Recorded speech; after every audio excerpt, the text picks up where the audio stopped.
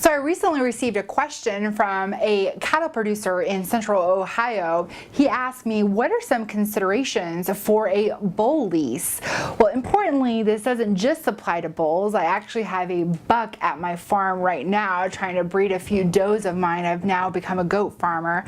But generally speaking, these terms will apply to bull leases. So first and foremost, for those of you who are going to have a bull lease, make sure you identify the bull. Does the bull have a registration name, a tattoo number, an ID number, any type of identification? And what cows will that bull be exposed to? And where exactly is that bull going to be going? Is that bull going to be going to one farm or multiple farms and different parcels of land within that operation? So make sure that you identify the bull, the cows, and the farm property.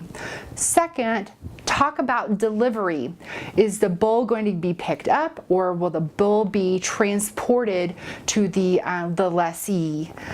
What is the term of the bull lease? Is it just for one breeding cycle? Is it going to be for a season? Is it going to be for a year? What's the term that's coming into place with that particular bull lease? Fourth, with payment terms. Will the bull owner be paid up front? Will they be paid on a weekly or monthly basis? Or will they be paid upon confirmation of pregnancy? So what are the terms there in terms of payment?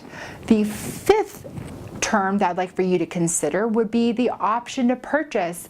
Some cattle producers would like to purchase the bull, or at least have the option to purchase the bull if he has serviced the cows correctly during that season. Another topic to consider would be insurance. Does the bull owner have insurance, or will the cattle breeder also have insurance? What are the insurance parameters for that particular agreement? Any representation that need to be made. For example, perhaps the bull has been genetically tested for, marbling or any kind of congenital birth defects, etc. So what type of representations will be made there in the transaction? Another option to consider would be record keeping. Does the breeder need to keep any records of perhaps feeding or service or exposure to the cows, etc.?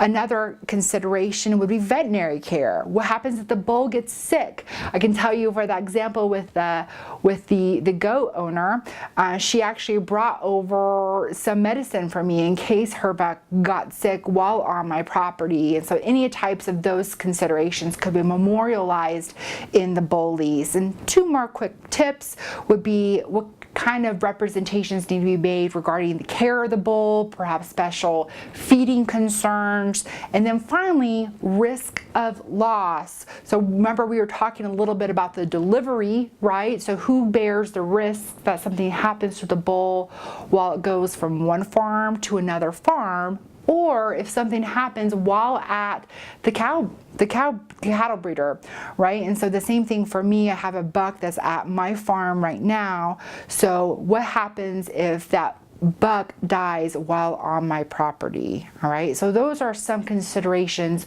with bull leases.